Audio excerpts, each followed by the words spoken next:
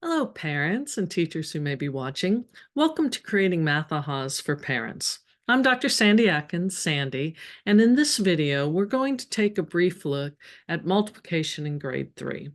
Now, when I was in grade 3, multiplication, what we learned primarily were the multiplication facts.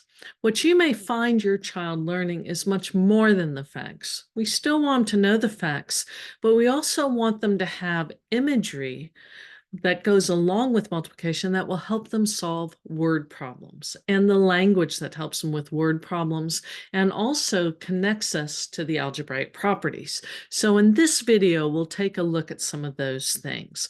I'll do a separate video on multiplication facts. So the models of meaning for multiplication, we have an equal grouping model. So with addition, they combine groups. They don't have to be the same size, but with multiplication, we combine same size groups. We can combine equal rows and think about story problems that could be related with this. Bags with the same number of an item in each bag, or trees, same number of apples, or just think of things that are even more real world. Boxes of paper clips, same number in each box. Equal rows are like seats in a movie theater, seats in a section that we're setting up for an auditorium. It could be rows that are linked to farming, gardening. Equal distances, and then an area model. And those are the four that we'll be looking at in grade 3. So this helps us with language. When I see this, I want to just read it 3 times 5, which is great. I know it's 15, fantastic. But see, once I can start to link the imagery, I would read this as 3 groups of 5, or 3 rows of 5, or 3 jumps of 5, or a 3 by 5 picturing a rectangle. See, it helps with the language, and that's the language of the story problems. We don't usually see times in a story problem. Now, one chart you may see, one tool we use is what I would call an equal grouping chart. You can see we've got 4 equal groups in this one. And you're also going to see that we would pay attention to how we organize things in those groups. So your child may want, if they're doing 4 groups of 8, they may just want to put dots in each group randomly. But we don't want to have them have to keep counting over and over. So beginning in kindergarten, they might have experienced the model on the left, that is the 5 frame, or the model on the right, that's the 10 frame. And it lets us start to organize things in a way that helps them count without having to count individual items. You see the 5 as half of a 10, which will help us with multiplication facts later. So the one on the right takes what we learned on the left and shows it's half of 10. Now, if I'm looking at 8, you see when I put 8 on the right, you see I have it 2 fewer than 10. It's a little more complex image than if I show 8 in relation to 5 on the left. See, I see the 5 and 3. That image helps us with multiplication, because if I have the top image, double 8, you see the double 5 and the double 3? Down below, I almost see 20 minus double 2, 20 minus 4. Nothing wrong with that. A little more complex than what I would want to start with your child. But you're going to see these different models, again, to help build imagery. And this imagery will help us get to the distributive property. So in this case, as I said, double 8, do you see the double 5 comes together to get the 10, double 3, 16. That will help us as we progress through, as I said, distributive property. Now, let's look at the 4 times 8. Do you see the 5 and 3 in each one? So what are 4 8s? I bring them down. Do you see 4 5s put together with 4 3s?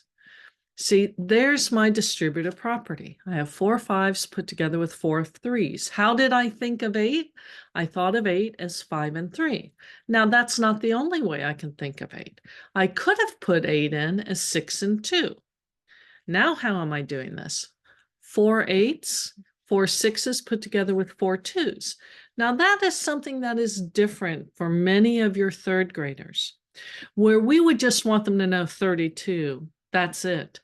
The expectation for many of your grade 3 students is that they can use this distributive property. They can represent 8 in different ways and break that problem up like this 4 6s and 4 2s. They are introduced to the distributive property using imagery much earlier. So again, thought of 8 as 6 and 2. I could have thought of it as 7 and 1. I could have thought of it as 2 and 6, 3 and 5, 1 and 7, right? Depending upon how I do the imagery. Now, that lets us extend to double digit. What's 4 12s? Well, it's 4 10s put together with 4 2s. I think of 12 as 10 and 2. That's expanded form, very useful form for number. So when I do that, 4 10s put together with 4 2s. This will let me extend when they get into grade 4, later in grade 3. See, this is not a big jump if I use imagery. What's 4 32s? 4 30s put together with 4 2s. I think of 32 using that expanded form, place value form for 32, 30 and 2. So all of these pieces take multiplication a bit further than just fact knowledge. It's really using a model that again will help with facts, but will build the foundation for the distributive property. Now, I could have also thought of 4 times 8 as an array model, rows of 8.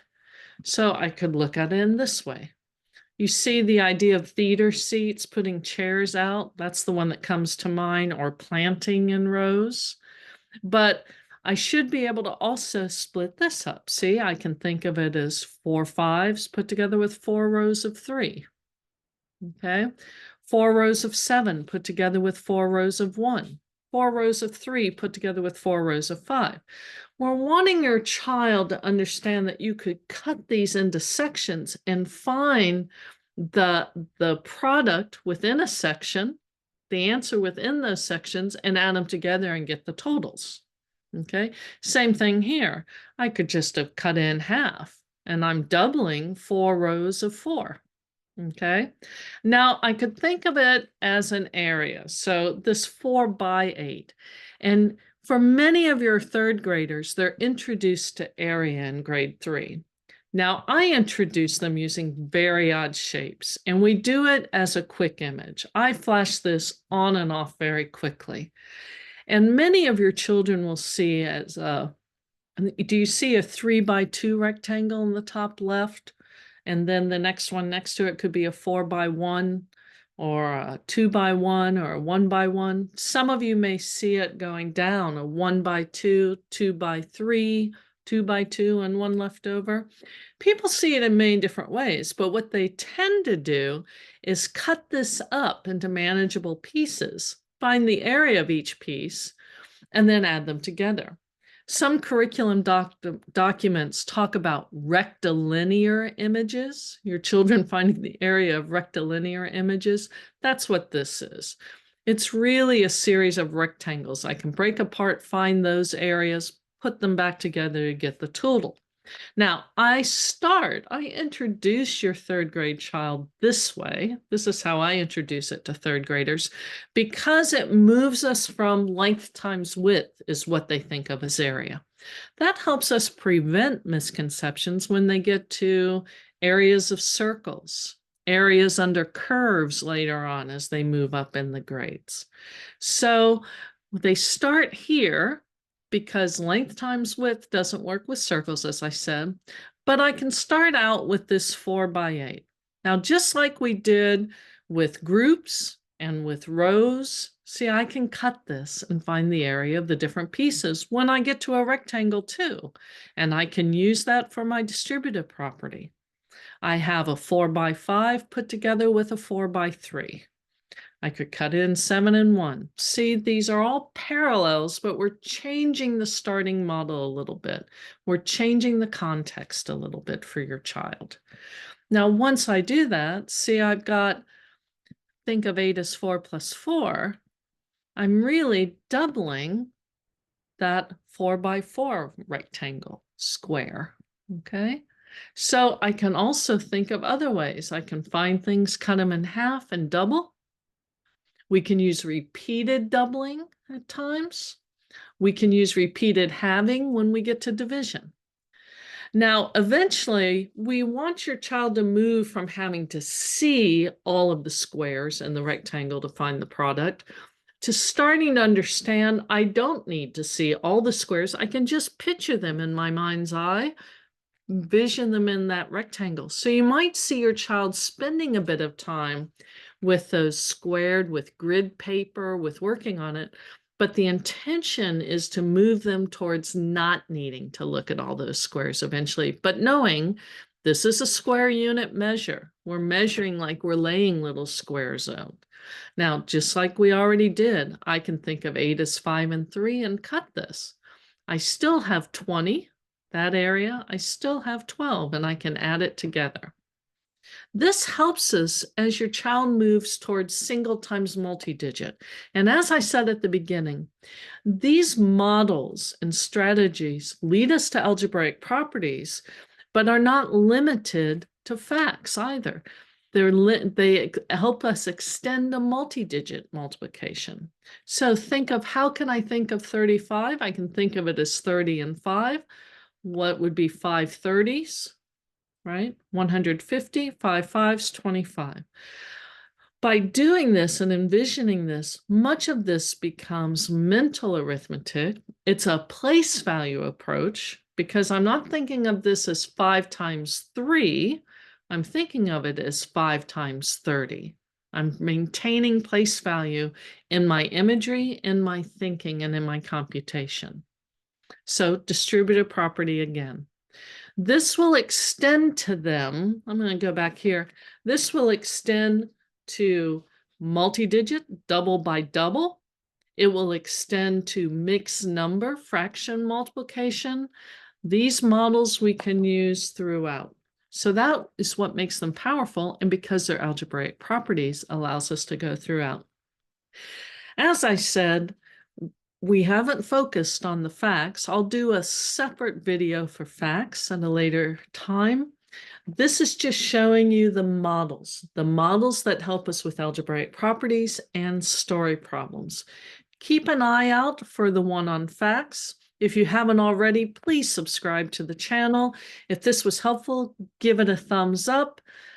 Share it with others if you think it might be helpful to them. I hope to see you in future videos. Thanks so much for watching.